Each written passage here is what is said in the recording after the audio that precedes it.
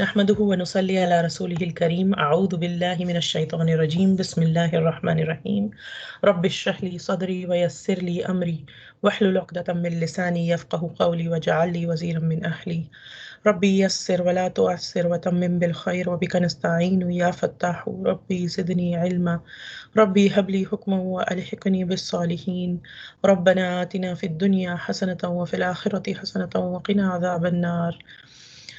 ربنا لا تزغ قلوبنا بعد إذ هديتنا وهب لنا من لدنك رحمة إنك أنت الوهاب.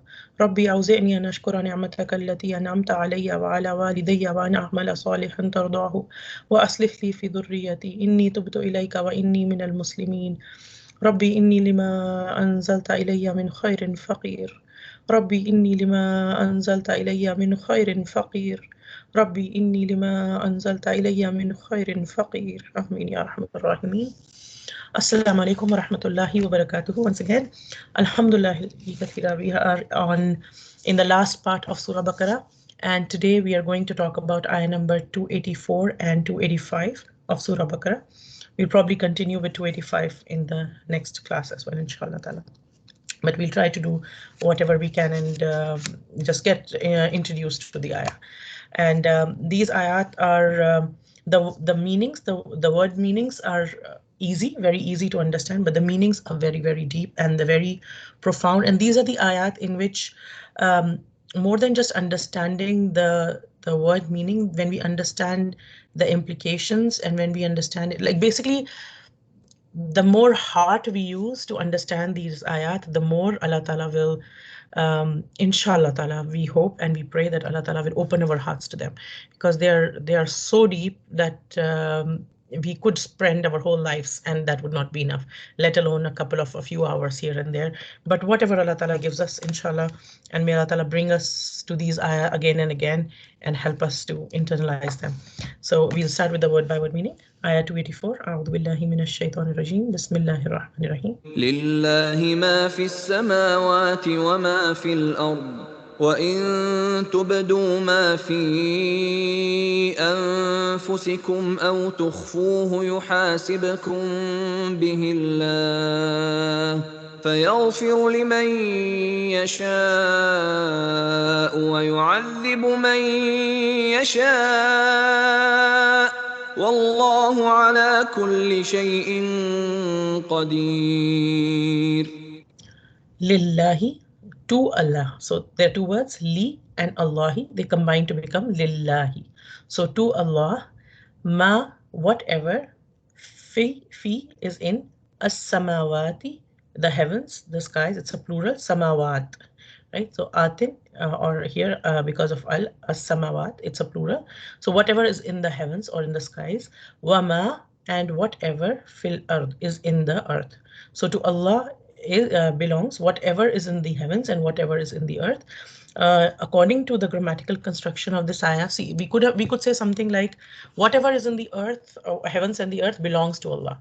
But by changing the order and putting the lillahi in the beginning, that to Allah belongs whatever is in the heavens and the earth. So the same sentence, if you think, even in English, we see the difference if we say that all that is in the heavens and the earth belongs to Allah, and to Allah belongs whatever is in the heavens and whatever is the earth. So it in Arabic, what this does is it creates something like exclusivity, that to Allah alone belongs, so that to nobody else, but it is for Allah only. So that comes from the grammar itself, and then obviously there's meaning and implications later.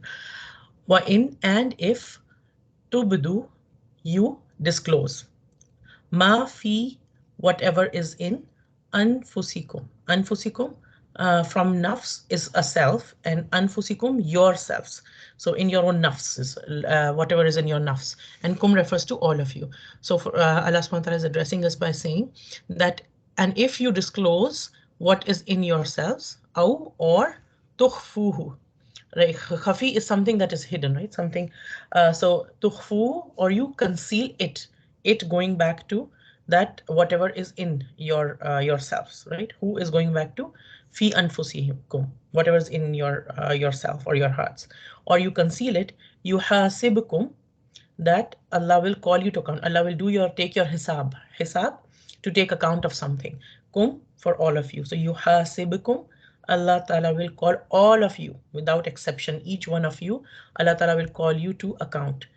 Bihillah, for it, Allah, that Allah will do this, right? Allah who means that when we have the u at the end, Allah who means He's the doer. So Allah will take you to account for everything, whether you disclose it or whether you conceal it.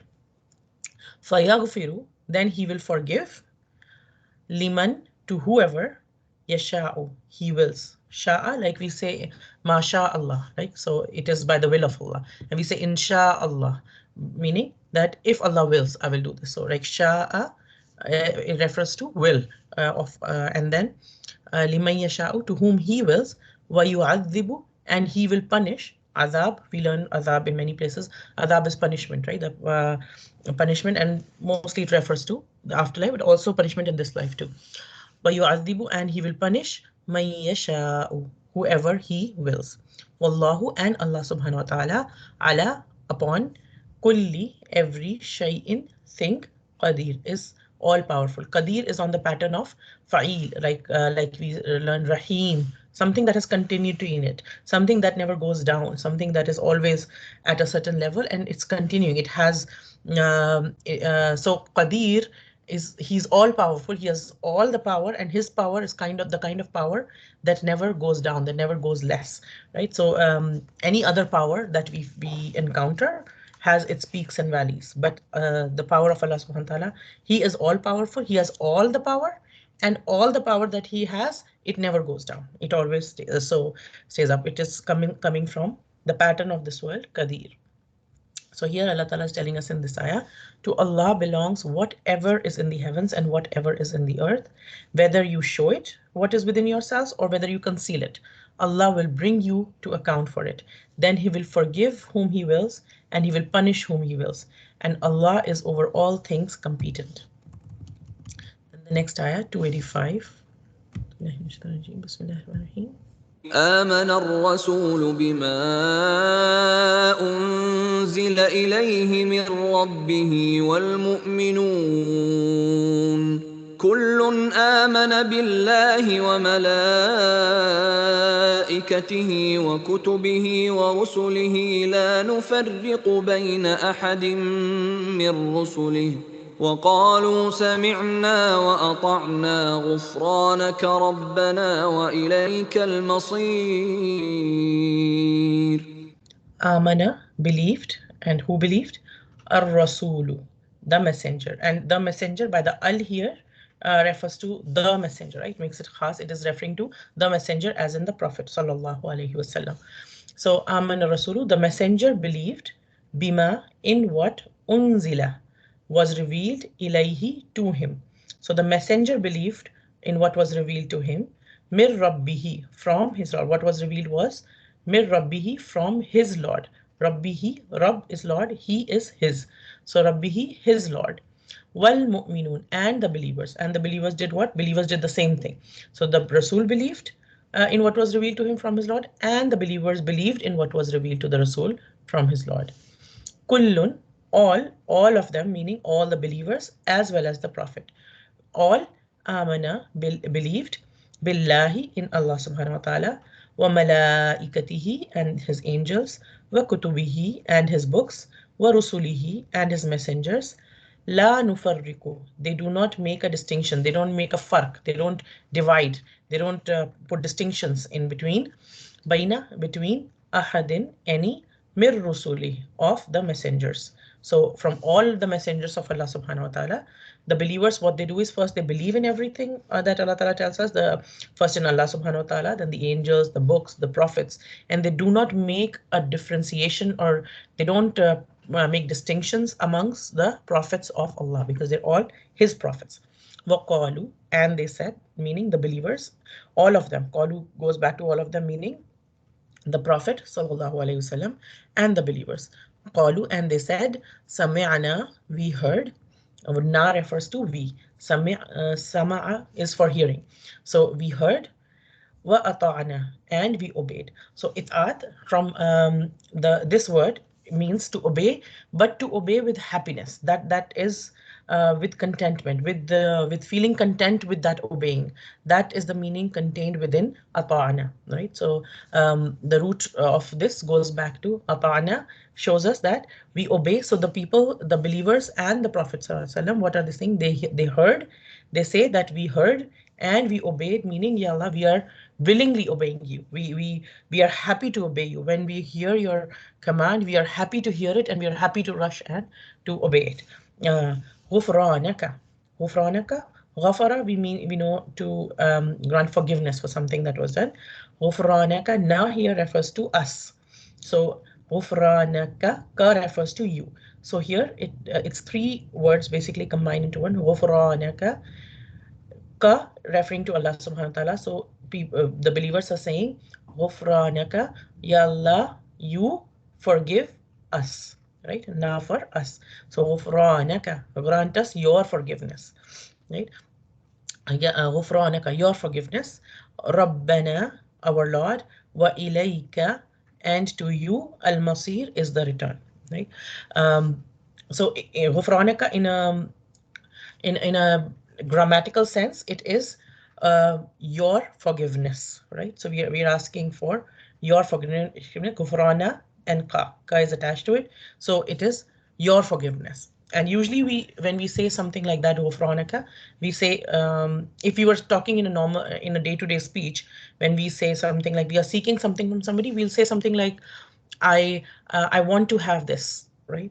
But here that I want to part is omitted, that has been removed. So it just says ghufranaka, your forgiveness. And grammatically speaking, this is making the whole, this is making this term very, very powerful. So it's almost like when we, for example, I were to say to somebody, I want some water. Can you give me some water? As opposed to this, if I'm like literally dying of thirst, what I would say is water, water, water, right? So it's and that has a very profound strength to the words that I'm saying, because I'm so desperate that I'm not even saying like I want this, I want to have water. I'm just saying water, water, water. So here it shows a desperation just in the grammatical structure of how the words have been put together, and how the part of we seek your has been removed, and instead it just says your forgiveness, your forgiveness, your forgiveness, meaning that it shows that just in grammar sense, it shows that desperation. And we'll obviously talk a little more about it when we go to the ayah. So here Allah Ta'ala is telling us the messenger has believed in what was revealed to him from his Lord, and so have the believers. All of them have believed in Allah and his angels and his books and his messengers, saying, we make no distinction between any of his messengers. And they say, we hear and we obey. We seek your forgiveness, our Lord, and to you is the final destination. Yeah, if you look at the English part of it, it would be like we seek your forgiveness. And so it's there's some beauty in Arabic that just cannot be captured in any translation. Even if the ayat of the Quran were to be translated in Arabic itself, they would still not be able to capture the beauty of the words of Allah subhanahu wa ta'ala, because these are divine words. And these are the words of Allah subhanahu wa ta'ala. Nothing that we ever do, no translation can ever capture it. The purpose of translations is obviously for us to gain whatever we can at the particular point in our life, that wherever we are in our journey, we will get something whenever we come to the Quran. And if as we increase in our Arabic knowledge and our knowledge of balagha, of rhetoric, of the Quran, and different things, then our understanding will increase every time we come back to the same ayat. But we get something, inshallah ta'ala. We never go empty-handed. So now let's start with a little bit more details. In ayah number 284, here Allah subhanahu wa ta'ala is saying, to Allah belongs whatever is in the heavens and whatever is in the earth. Like we said, just the construction of this phrase shows us that everything belongs to Allah alone and no one else. And that alone gives a believer so much happiness and so much relief that I am worshipping someone who alone owns all of this. So it's like Allah Ta'ala has freed me from the worship of anybody else. And that is such an honor that Allah Ta'ala has, like if we imagine ourselves being tied to 1,000 million chains, and we have to literally bow down to every other person or every other thing to get our things done. Allah Ta'ala has freed us from all of them by connecting ourselves to himself, like to when we worship him, Allah, we free ourselves from so many chains that bind us in this world, right? So there's a famous couplet that it is in Urdu, but it says, वो सजदा जिसे तू गिरा समझता है हजार सजदों से दिलाता है आदमी को निजात. I'm not sure if I'm saying it 100% correct, but basically the point is that that one sajda that you do to Allah frees yourself, frees your head from, frees you from lowering your head in front of anybody or anyone else. And this phrase "Lillahi ma fis samawati wa ma fil ard" comes many times in the Quran, and every time it comes, it is a matter of happiness for a believer. It is a matter of coming closer to Allah subhanahu wa ta'ala, to be thankful to Allah subhanahu wa ta'ala that, Ya Allah, you are the one who own all of this, and you connected me to you, and you didn't leave me in the hands of people or in the hands of things who would not value me. You are the one who owns everything, and when I'm connected to you, I can be sure that you will value me, because nobody can value me like you can value me. Right? And when he says that whatever is in the heavens and the earth, then it says that it could be one or 1,000 universes or world. We don't know how many universes are there. We don't know how many galaxies are there. We don't know anything even about the first sky, right? But whatever is there, it all belongs to Allah subhanahu wa ta'ala, and he alone is the Lord of everything. Everything is in his control. He rules over everything, and everything will finally return to him. All of this is contained in this phrase. And if we look at this ayah so far in this in the last in the passage that we were doing and everything, we learned Ayat al-Kursi, then we learned that La ikraha fid din, then we learned about the the the having a muqabla, having a standoff with the Taghut, like rejecting the Taghut and coming to Allah subhanahu wa ta'ala. Then Allah ta'ala told us a lot about financial matters, that you spent in the way of Allah and protect yourself from riba. And you can, and we learned about the ayat Bain last time, that the trade and transactions and everything, what should we do? We should write things down.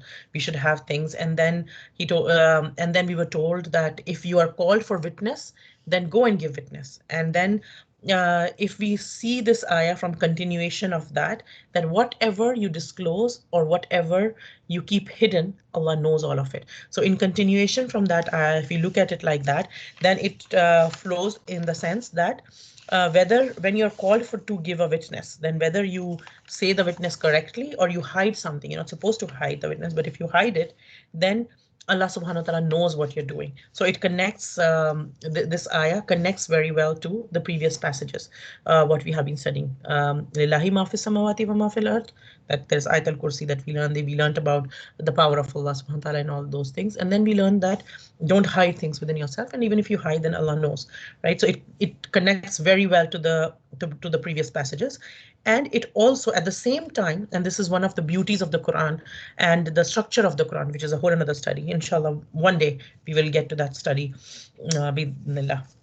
So what is there is that it connects, this part connects very well to the previous one, and at the same time this ayah is a very beautiful and most appropriate and comprehensive introduction to the conclusion of the surah, to the conclusion of Surah Baqarah, right? Because it first of all, it consolidates the concept of Tawheed, that it is only Allah subhanahu wa ta'ala, and then it also consolidates our relationship with Allah subhanahu wa ta'ala, right? That to Allah belong whatever is in the heavens and in the earth. The oneness of Allah is the main basis of Islamic belief and faith. That is the main foundation. And over the foundation, then the pillars are built and everything, right? So whenever there's a building to be built, first you dig deep, and then you put the foundation. And once the foundation is put, then on the foundation, the pillars are built and everything. And we talk about, we learn about pillars of Islam. We learn about like Shahada and prayer and Zakat and Saum and Hajj. And then after the pillars, the building is not just left with the pillars, then you build more.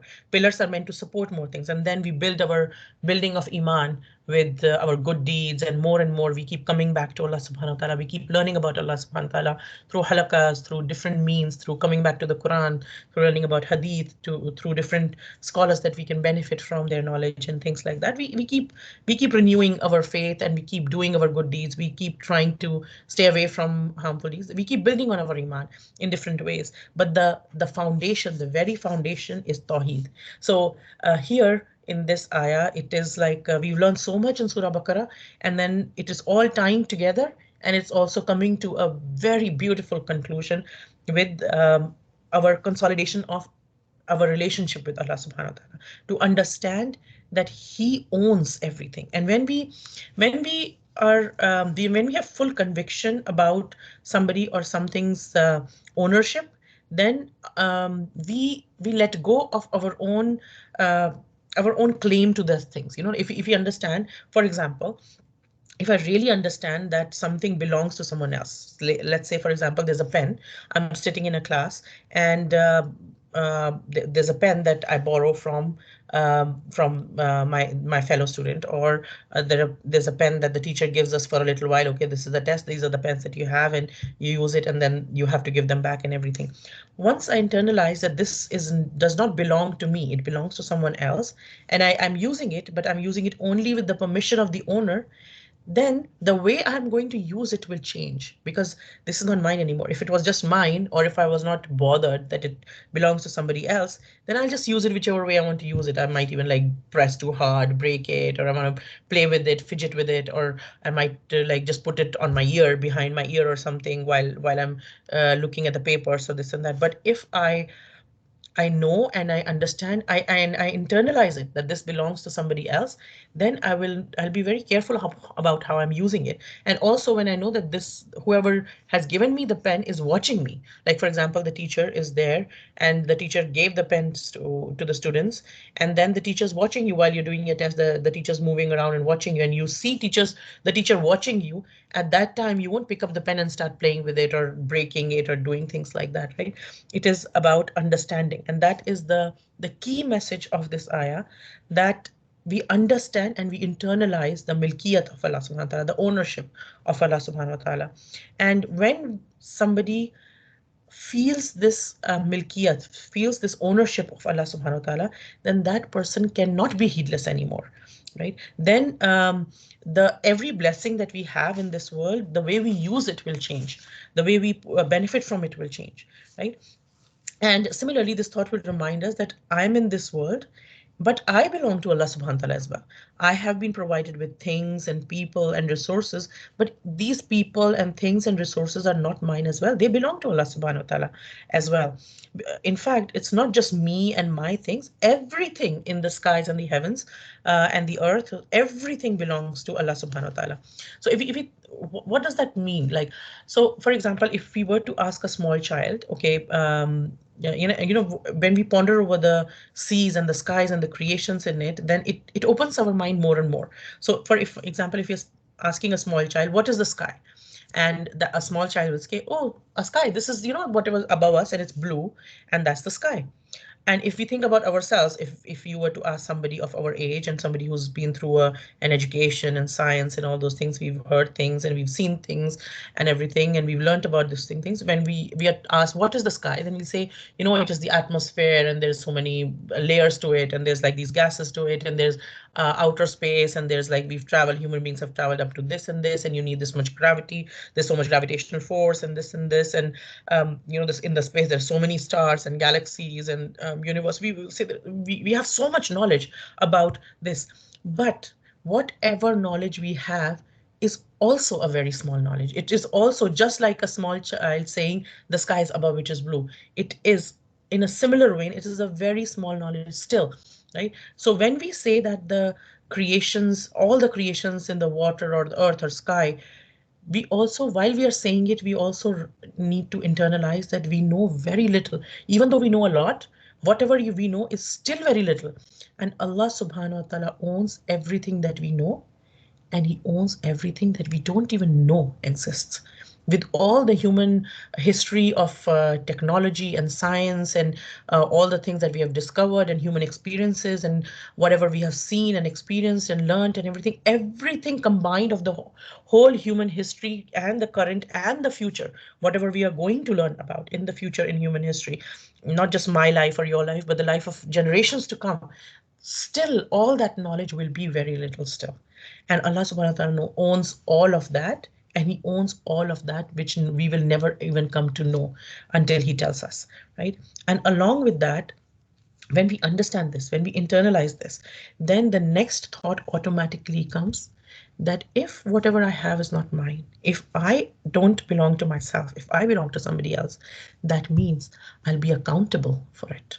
If someone, for example, if somebody, if we borrowed somebody's phone to make a call, after we finish the call, we remember that I borrowed a phone from somebody, and then I'm to make a call. After I finished the call, I remembered, oh, I had to make a call to that person else, and I wanted to make another call, but I had borrowed asking for just one call. So now I'm like, should I make another call or should I just ask that person? I was like, okay, let me just make one more call. I make one more call. And then I remember, oh, what about these two people more? And, I could just sit there and chat to a couple of my other friends. If but at that point, I might feel that if I make too many calls, the person who owned the phone might not be too happy if they come to know about it. Like I'm not, I just borrowed it for this much. That can I do more, or should I ask him or her again, or should I do that? Right. So there is accountability that comes when we know that I don't want that person to be unhappy from who has given me this. I don't want him to be unhappy about giving it to me, right? So there's a sense of accountability that comes. And if we think of ourselves even then, if we understand about our own human experience and things, me and you, we did not come to this world by our own accord. We didn't will for ourselves to come. We didn't come by our own will here. We don't live here by our own will. Like no one can live more than they are. Even if somebody wants to live more, they cannot live more than their destined time. And no one goes according to their destined time. Goes beyond their destined time either. Because if we know of some people, all of us know of some people who are so sick, and that they can barely move. Some people who are paralyzed for years from neck down. They're paralyzed. They can't literally move anything. Some people communicate just by moving their eyelids, and that's all they can do. And they communicate via that, and there's specialized nurses to translate what they're saying and communicate with them. And they have spent years like that. They cannot move a limb of their body. They cannot move a finger, and nothing else they can move. Yet those same people, even if they feel like, what, like, what's the point of living and everything, they cannot go unless it's their time to go. Whatever amount of time Allah has willed for them to spend on this earth, they will spend. There are some people who try to commit suicide. There's some people, may Allah protect us from even having such thoughts. And may Allah protect all of our loved ones from such thoughts, let alone acting upon anything that is displeasing to Allah subhanahu wa ta'ala, or is ungrateful to the blessings that Allah subhanahu wa ta'ala has given us. And so even if, but we do know of people, what happens is they try to commit suicide multiple times, but they're not, they get sick, they get hurt, but they're still living, they're still alive. Some people, so many people, and we know so many instances. Why is that? We didn't come into this world by our own wish. We don't stay by our own wish, and we won't go by our own wish. It is by the will of Allah. Whatever Allah wills happens and will happen. And even if we think about that if somebody feels that, what, I came by my own will or something like that, then okay, try to give birth to a child. Unless Allah wills, you will not be able to do it. Even if everything is correct. We know of a lot of couples, everything's fine. They've got multiple tests done. Everything's fine. Both the husband and the wife, they're particularly healthy. Everything's totally fine with their bodies. They have a good relationship as well, and everything's going well, everything, but they just can't get pregnant. And even if they have an intention, even if they're trying their best, even if they've exhausted all means and everything's fine, but they just can't get pregnant. On the other hand, there are some people, they're not even planning, and they don't want any more children and everything, but they don't even realize, and they're like, okay, I didn't even realize I'm pregnant. They've discovered a few months later that they're pregnant, or a couple of months later and everything, that okay, how did this happen? I wasn't even planning for it. Some people use all precautions, use all contraceptions, and still get pregnant. And that is the will of Allah subhanahu wa ta'ala, that nobody comes here, nobody will go. And so whatever life we have, if we look at our life, the first, let's say 6 to 10 years of our lives, we're not even aware of what we're doing. Allah Ta'ala forgives us for that time, alhamdulillah. And if you look at the rest of our life, for an average lifespan of like 70 years, 80 years, in today's day and age, if you look at how much of a day is spent sleeping, like 1/3 of a day is spent in sleeping and everything.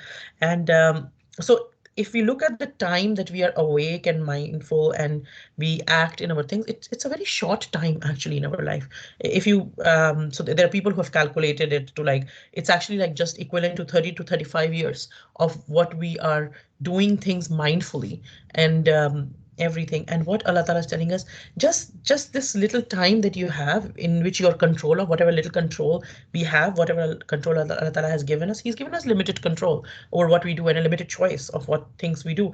In this time period that you have a choice and you have things to do it according to how Allah wants it.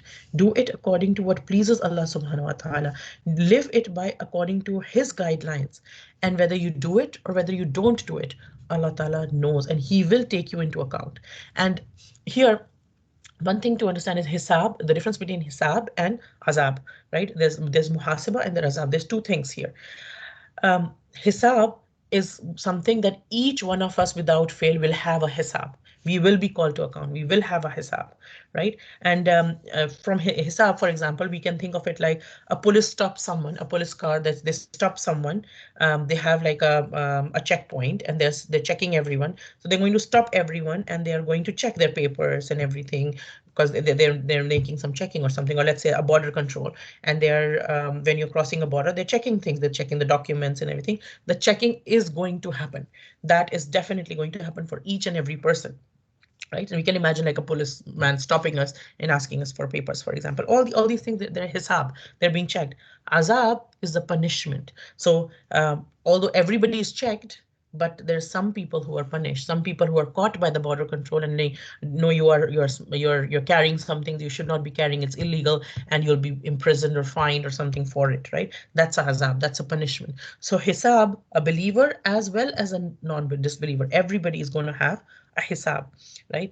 And if you think of air travel, for example, there are certain prohibited items that are not allowed. And sometimes at the original place, when we board a flight or something, they're somehow missed and a person carries them and everything. But if a person is having a connecting flight or something, sometimes the second scanner of the connecting airport, they catch it and they're like, no, no, no, no, no. And you're like, no, I carried it in the first flight as well. They're like, we don't care whether you carry it in the first flight, you are not supposed to carry it. So you'll have to throw it right away and everything, right? Or you'll be fined for it, or depending on what the thing is and everything, right? But the thing is, these are the scanners, these are the worldly scanners. The scanners of Allah subhanahu wa ta'ala, they scan everything. They scan everything that is hidden as well as they scan everything that is open. And Allah subhanahu wa ta'ala tells us that right after His kingship, He tells us that we cannot hide anything from Allah subhanahu wa ta'ala. Now, belief in the kingship of Allah subhanahu wa ta'ala, the ownership of Allah subhanahu wa ta'ala, what it does for a believer is it cuts our expectations from any other person, our hopes, our expectations from any other person.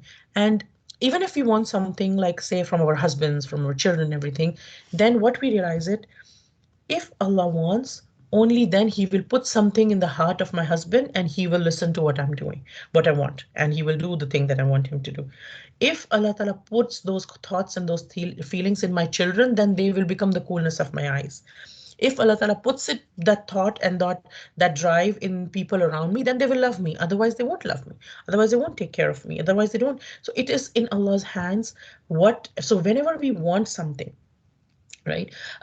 Then even if the whole world's, and we know it from a hadith, that even if the whole world gets together to give something to us and we want it as well, with a lot of like, nowadays sometimes we hear things like think and get what think and get rich, or we hear about like this, like you want it really so much. And there's this concept that is portrayed in the modern coaching and psychology industry, that when you want something so much, then the whole universe gets together and giving it to you, and then it just comes to you and everything. Yes, when we want something, yes, there is a thing there. But even if there is, but that one step, they're right to a certain extent, but it won't reach us unless Allah wills it for it to reach us. Any kind of success that we want, anything that we really want, anything that we are wishing for, it won't reach us unless it is the will of Allah. And if something is the will of Allah for it to reach us, then nobody and nothing can stop it. No power in the world can stop it, let alone people, let alone things. Nothing will be able to stop that benefit or that good from reaching us. What this does is, it reminds us that who all do we have hopes in, and sometimes we say that we don't have, and we feel that we don't have hopes in other people. But if we sit and check ourselves, sometimes, if we look at our things that we are upset about, things that we are sad about, things that make us like angry or upset, or things with other people or other situations and everything, then we will realize that 80 to 90% of our gum, our sadness comes from uh, when our hopes are broken in people, whether or things, like whether we had certain hopes from a man, a woman, a career, in-laws, some job, some friends, some finances, whatever. A person has hopes and expectations in something, has a lot of hopes and expectations in something, and those hopes are shattered, and those are the main reasons of for us to feel sad, and that's human. We don't have to beat ourselves for it, but the point is to understand what is going on. The point is to look deeper at what's going on. The reason, what Allah Ta'ala wants us to do is to understand and to internalize the milkiyat of Allah Subhanahu wa Ta'ala. So when we really internalize it deeper and deeper, and there are layers to it, it will go deeper and deeper and deeper, inshallah Ta'ala, as we keep connected to Allah Subhanahu wa Ta'ala. Then our gile shikwe, our the things that we have, the complaints that we have against people, against things and everything, they will start to die on as well. It's like, then we will look at people like, this person is so weak as well. What will I do? What will I complain about him or whatever? He's a human being too. She's a human being too. This situation is whatever is there. There are people around this too. So they cannot take care of me the way I deserve to be taken care of, or the way if I put my hopes in them, if I'm feeling a lot of sadness, a lot of anger, a lot of frustration, then if I go back to this, that everything belongs to Allah Subhanahu wa Ta'ala, then those complaints and everything doesn't mean that we're just okay with everything. The point is not that. The point is that Allah Ta'ala takes us on a deeper journey. For a believer, everything that happens, anything, whether it's a good thing or a bad thing, whether it's something that makes us happy or sad, anything that makes us closer to Allah Subhanahu wa Ta'ala is good for us. So whatever experience makes us introspect ourselves and see, where had I put my hopes and expectations?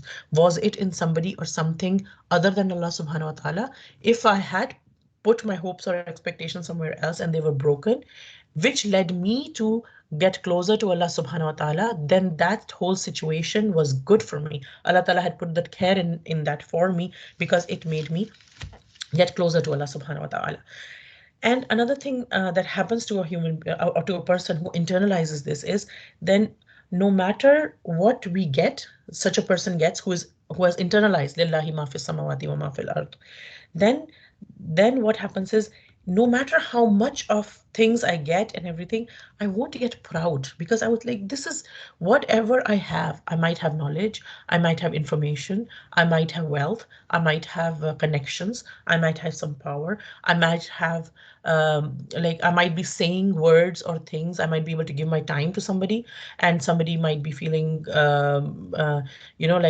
close to me because of the time that I have given them, or I might be able, Allah Ta'ala might have given me some words that was soothing to some person to hear and everything. But all of that which I have was given by Allah Subhanahu wa Ta'ala. That is not mine. When I internalize that, when somebody says to me, or somebody says to you, thank you for what you did or whatever, you will realize that wama tawfiqi illa billah, that every tawfiq of every good that I did or you did or anybody does is from Allah Subhanahu wa Ta'ala alone. Then it won't lead to pride in us, because it will break off all the pride in us. Even if shaitan tries to imbibe, shaitan will trick us, can and will trick us. And the more we go closer to Allah Subhanahu wa Ta'ala, the harder he will try, because he doesn't really need to try with people who are not even trying to get closer to Allah Subhanahu wa Ta'ala. They are doing his beck and call anyway. The people who are getting richer by getting closer to Allah Subhanahu wa Ta'ala, shaitan will put all sorts of waswasa.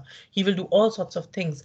But even when the thought of pride comes, then this person will realize, when they come across the passages in the Quran, when Allah Ta'ala reminds them, to Allah belongs whatever is in the heaven and the earth, that Allah is the one that is giving everything, then the pride will just go away. It will just like dissolve. It will go away, and it will say, Ya Allah, whatever I was able to do, it was by you. You gave it to me. I had no power to think about like this. I had no power to say the things. You put the words in my mouth, which were helpful to other person. You gave me this money, which I was able to give to help somebody. somebody else, and you put the tawfiq in me also to give this money to somebody else. You made this opportunity come to me to give this to somebody else and everything. So whatever, even in the good, we won't feel proud, and let alone in the worldly sense, or whatever wealth I have and whatever things I have. Also, if we lose something, such a person, if they lose something, then they won't be um, they won't be overcome by extreme grief either. Yes, a little bit of sadness, a little bit of grief is natural. We are not angels. We are human beings. We have emotions, and emotions are a gift from Allah subhanahu wa ta'ala. The point is, how do we regulate those emotions? And we don't let those emotions overpower us, right? We don't let them, we don't let them take over us. So such a person who internalizes it, that does not get into extreme grief either, right? And in both cases, we understand that our own role is limited to a certain extent, beyond which we should neither grieve and nor we should get super excited about something. And also another thing is, why do I need to be sad over the sadnesses of this life and the troubles? Because this life itself is temporary. Whatever hardship any of us has in this life, whether it is related to health, whether it is related to relationships, whether it is related to careers, whether it is related to family life, social life, mental, emotional, whatever problems we have, we are not going to last. This world is not going to last. Then how will these troubles last? These troubles won't last either, right? And when someone passes away, we say, Inna lillahi wa inna ilayhi raji'un. Allah wants us to be in that state of mind all the time.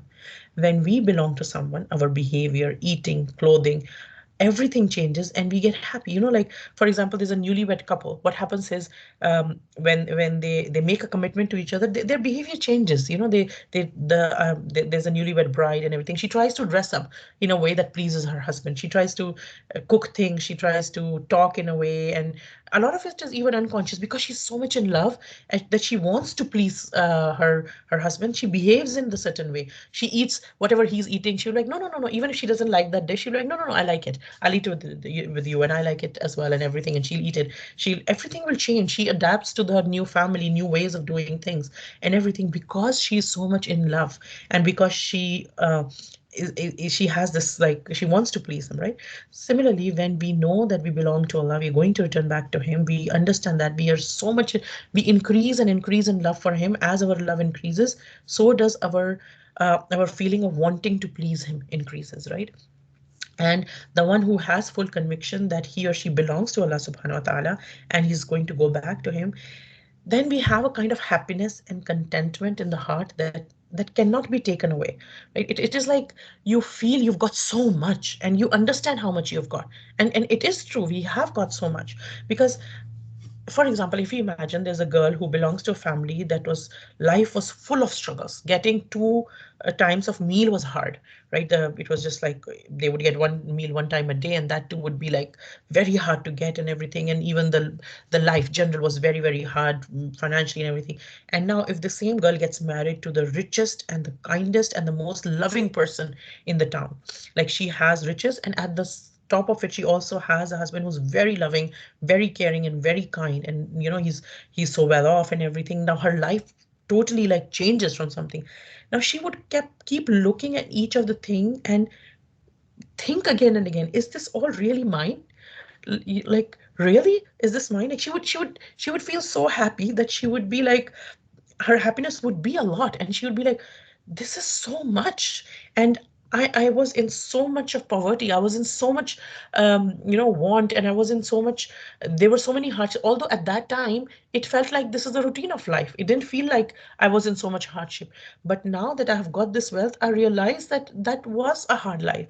But there is so much happiness here, there's so much contentment here and everything, there's so much ease here. And similarly, a person who comes to closer to Allah subhanahu wa ta'ala realizes, and again, these examples are, no example does justice to the things related to Allah subhanahu wa ta'ala, but the examples are just for to help us understand the situation, right? So when any of us, and this is a reminder to myself first before anybody else, when we get closer to Allah subhanahu wa ta'ala, when we get attached to Allah subhanahu wa ta'ala, when we start knowing who Allah subhanahu wa ta'ala is, and it is a lifelong journey, we'll keep knowing more. We cannot know everything about him, even if the whole mankind gets together and put all their minds together. But whatever he opens it to us, as we get closer and closer to Allah subhanahu wa ta'ala, we understand that we are getting way more than like I've got more than way more than I deserved. I know that this is something, that is this relationship with Allah subhanahu wa ta'ala, this relationship with the Quran, this ability to pick up the Quran, this ability to touch the Quran, this ability to see the Quran, this ability to read the Quran, this ability to understand some things from the Quran.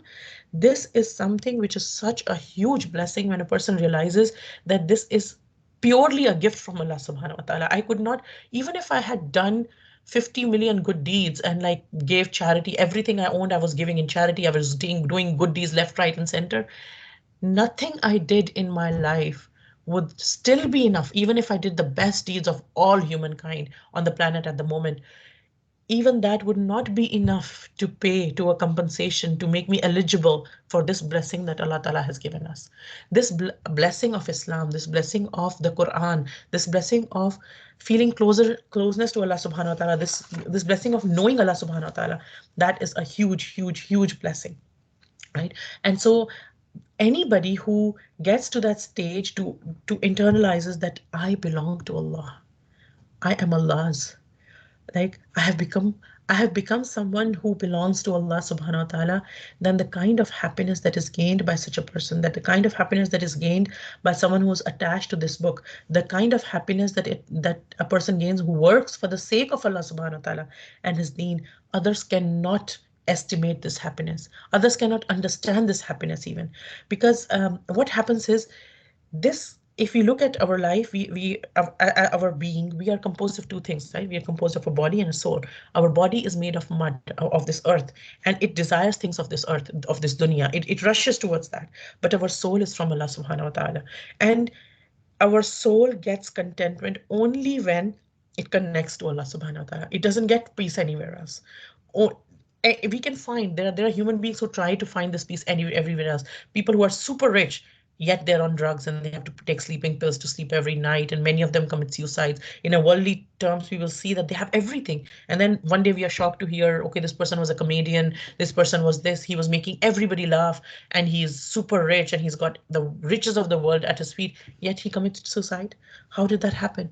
And all these people who are we look up to as celebrities, they have like they're taking drugs to make themselves forget about things they don't want to think about.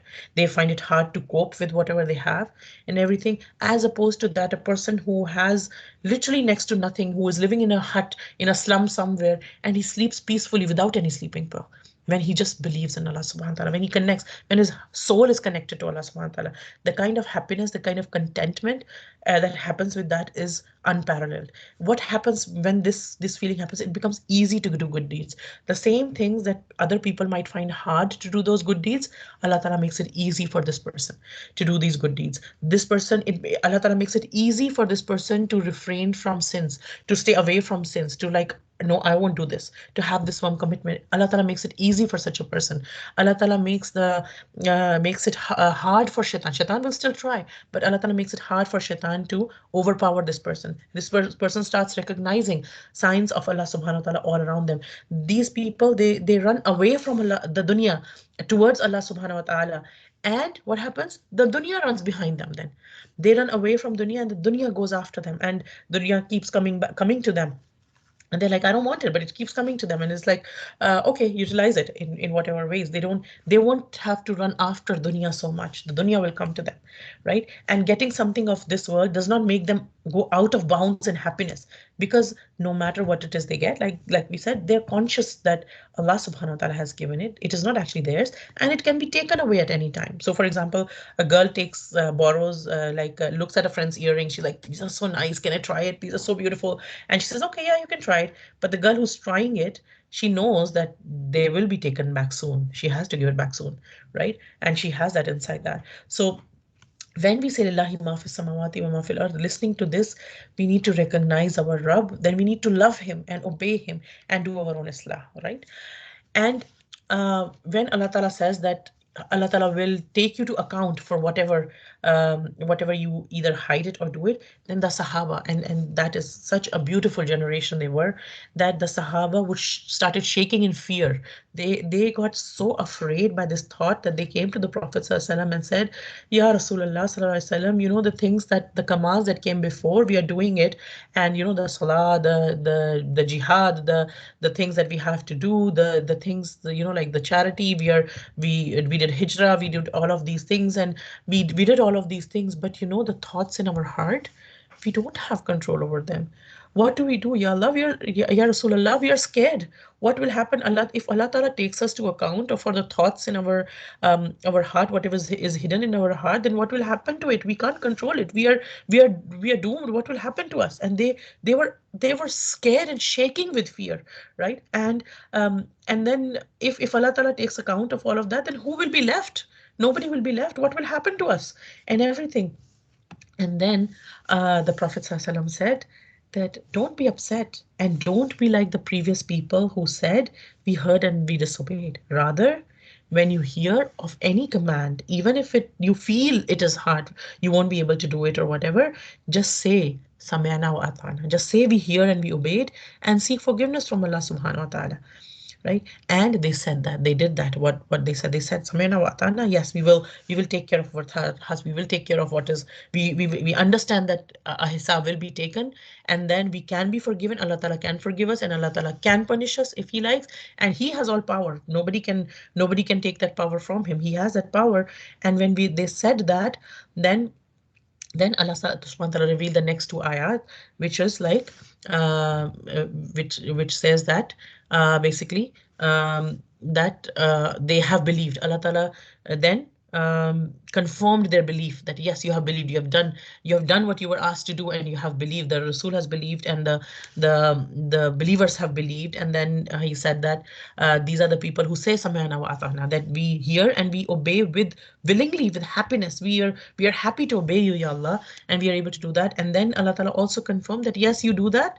And then he also told us in the next ayah that he will not burden you. Don't worry, he will not burden you beyond what is your capacity. And then all the duas that come in the, which we'll talk in the next couple of weeks, is that when then this part of the dua, Rabbana la wala تحمل علينا إصرا كما حملته على الذين من قبلنا, that Ya Allah, don't lay a burden upon us more than what we can bear. And Allah subhanahu wa ta'ala replied, I have done so. And then the next dua, and then Allah subhanahu wa ta'ala said, I have done so, until all of the duas. And we'll come to that next time. But basically, it is the fear that was there in their heart, the taqwa that was in their hearts when they listened to this, that Allah Ta'ala will take hisab. And they were afraid of hisab. And how much are we afraid of hisab? Allahumma hasibni hisaban yasira. Allahumma hasibni hisaban yasira. Ya Allah, take easy hisab from us, and not a difficult hisab. We know hisab is going to happen, but take an easy hisab. Also, another thing that we learn from this is that whatever is in our heart, no one else can know totally what is in the heart of another person. Nobody. We can guess or estimate according to the signs or the things that we see, but no one can know what is in the heart of another person. One, it makes us free of trying to think too much about what is in the other person's heart. It is not my job. It is not my concern. And one of the Prophet ﷺ told us that of the perfection of a person's iman is to leave that which does not concern him. Leave that which doesn't concern you. It's not. How will it change anything about your life or akhirah? What is in another person's heart? Leave it. It's not none of your business. Don't bother yourself. Take care of yourself. What is to the, yes, do the best according to what you see, because that's the only thing you can see. Whatever Allah Ta'ala opens to you, whatever you see or whatever's going on around you, just keep your eyes and ears open, do whatever, and keep asking Allah Ta'ala for guidance, and he will guide you. Beyond that, don't bother too much about other people's hearts, because that is not your concern. At the same time, it also is so beautiful that it tells us that only Allah knows what is in my heart. And what is in my heart is it between me and my Rabb. So it is like for a believer, it is like this is my intimate conversation with Allah subhanahu wa ta'ala.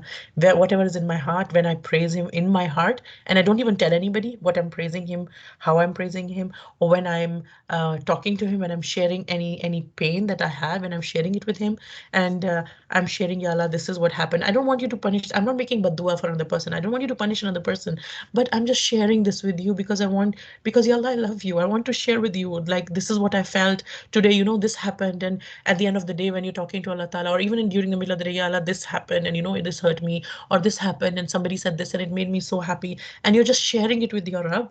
It is so precious. These are the moments that a moment lives for. These are the times that we feel so close to Allah subhanahu wa ta'ala, when we feel that closeness and everything, right? And it is like just that precious feeling of talking to her and knowing that He knows what is in my heart. He knows what I conceal. For nobody else might know, but He knows everything, right?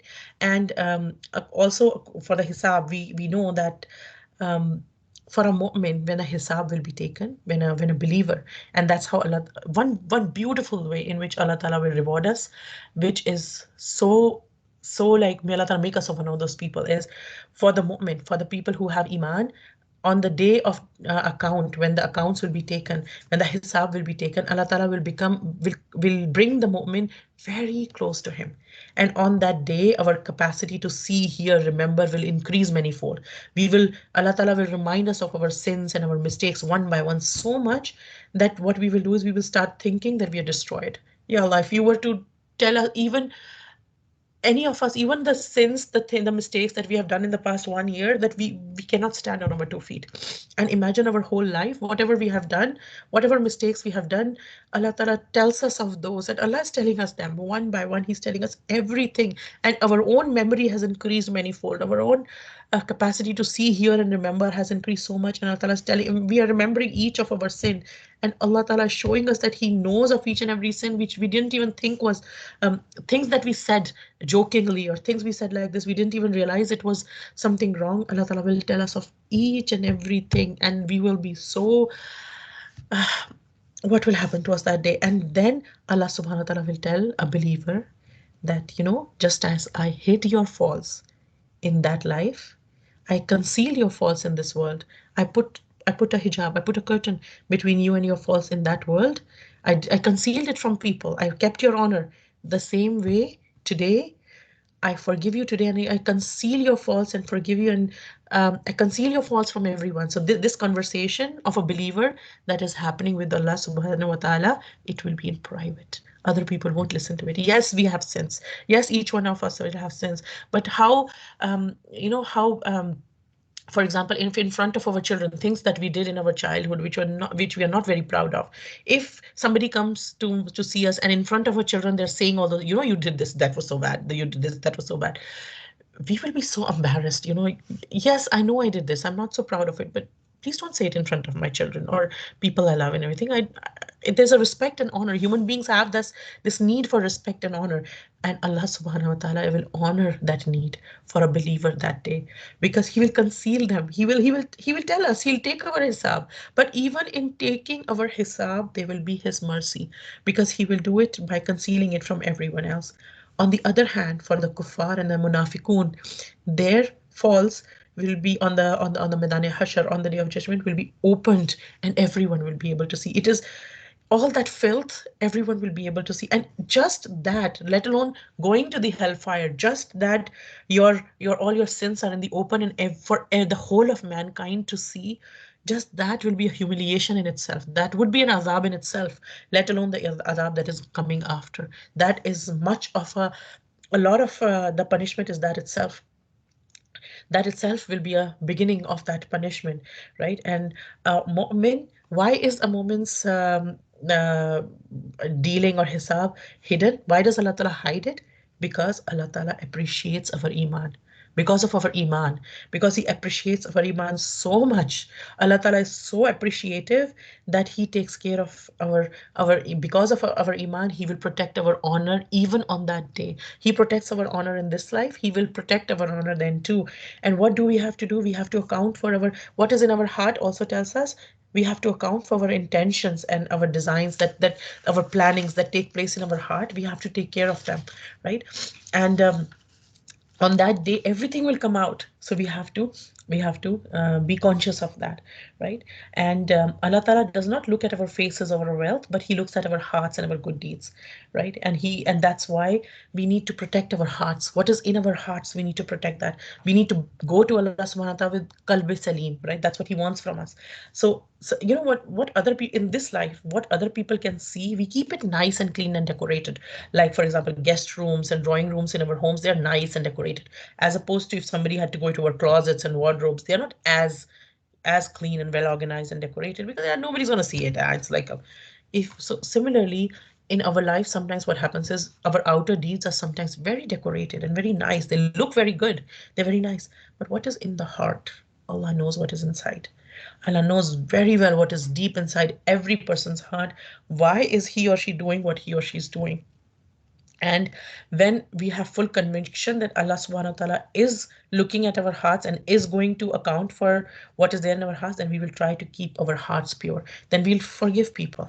Then we will let go of things that don't concern us, right? And then Allah subhanahu wa ta'ala tells us, Wallahu ala kulli shayin qadir, that he is all powerful over everything, meaning that does not this does not mean that and that he will forgive whom he wills, and he will give azab to whom he wills, does not mean that he will give a reward or punishment just like at random or whatever he feels like it, it doesn't mean that it won't be just or wise. Every decision, everything Allah Ta'ala does is just, and it is based on his wisdom. But this means, what this thing means is that he will do what he wills, is that no one and no power can interfere with Allah subhanahu wa ta'ala's will or desire in the matter of rewards and punishments. Rewards and punishments are totally in the hands of Allah subhanahu wa ta'ala. He can do what he wills, and there's no one and no power who can interfere with it. He is all powerful and he has full authority and control, right? And in the matters of tawheed and shirk and everything, how do we clean our heart? Like, okay, we need to clean our heart, but where do I start? What do I do? The way to clean our heart, first of all, is salah, right? Nabi Sallallahu Alaihi Wasallam told us, he told us in a hadith that what can you think of a person, how would that person stay impure who takes bath in a river, in a flowing river 5 times a day? They can't stay impure. So the salah, our prayer, is the mechanism of cleaning our hearts, because we bow our heads, and a salah, which is not just physical movements, it is with our heart. We are submitting to Allah subhanahu wa ta'ala. Another thing is to leave out things which are doubtful. So supposing we are eating food, and as soon as we come to know or we have a doubt, there's something in the food, something nasty that fell in the food or something, we leave it right away, right? So similarly, when we come to know of something that is not pleasing to Allah subhanahu wa ta'ala, maybe we were not aware of it earlier, or we were not mindful of it earlier. We knew at the back of our head, but we were not mindful of it earlier. But something, we now become mindful of it, and as soon as we come to know about it, now we leave it. Whether you can leave it right away, if you can. If you can't leave it right away because of some reasons, you're tied into something, leave it slowly. Try to get out of it, and inshallah, that will clean our hearts, that will purify our hearts and everything. And yes, waswasa will come, shaitan will put waswasa, but we can think of waswasa sometimes when these thoughts come, like, looking, supposing we are sitting in a car and looking out from a passenger window, and while we are driving, what happens is things on our sides, they come and go. The scenery on our sides, they come and go, they don't stay. So sometimes when waswasa comes, an easy way to a way to kind of help ourselves get rid of those thoughts and things that keep coming again and again, because shaitan brings them again and again and again. But once a believer recognizes it, a way to get rid of them is, yes, you looked at it. Yeah, it was a scenery, but just like we drive for something, it came and it went. Like, you don't have to marinate your heart in it. You don't have to let it stay in your heart. When some ill feeling comes, when like hatred comes to something, when sadness comes for something, anger comes, frustration comes. Okay, it came. You see it, you recognize it. Yeah, this thing upset me. This something. Okay, yeah, fine, go now, right? This doesn't require too much of my time. This is there. It's not going to change. That scenery is not going to change. Whatever's there on the field, just because I drove past it and I don't want it to look like that, that's not going to change. It's there, but it's not. I saw it, I observed it. Okay, go ahead. I have more important things to do. I'm driving to my destination. This is not my stop. This is not where I stop. And the thing, my journey is more than this. And my journey is, this was just a part of my journey. This is not my journey, right? So you don't stay there. And we do goro fikr, we do things, we do pakka irada, like we do strong determination of, okay, we are going to follow the commands of Allah subhanahu wa ta'ala and everything. And if somebody, after even understanding everything, doing the pondering over things and everything, even after that they make a commitment to do something against the commands of Allah, then Allah Ta'ala will punish such a person. Then Allah Ta'ala will give adab to such a person. Then that person deserves it. When they understood everything, they understood they're doing wrong. They got all the dalils. They've really very clearly understood, and they're still doing it. They understand that God might punish them, and they're still doing it. Then yes, then they do deserve it. And Allah Ta'ala is the most just. He's not going to let anything just pass and like that, right? And so for us, what we need to do is we need to take care of ourselves and our thinking and our hearts and everything. And to go to, we'll end today with this thought, and then we'll continue next time, inshallah ta'ala, with the next ayah. Sometimes what happens is we get confused about, okay, what is going to happen? When we say that somebody will get to Jannah only by the rahmah of Allah subhanahu wa ta'ala, if Allah wills, then I will go to Jannah.